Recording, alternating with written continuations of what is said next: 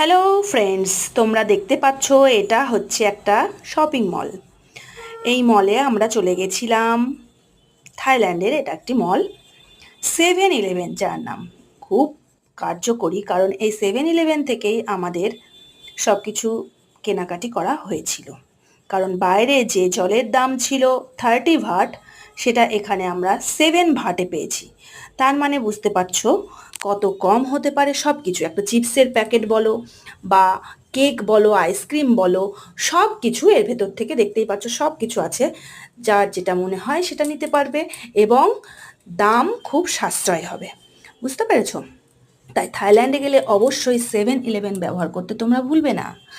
আর দেখতে থাকো, সব কিছু এখানে পাওয়া যায়, মানে A to Z সব কিছু, শুধু গ্রসারি আইটেম, কিন্তু কোনো মানে গার্মেন্টস নয়। দেখতে থাকো, কেমন লাগলো জানিও।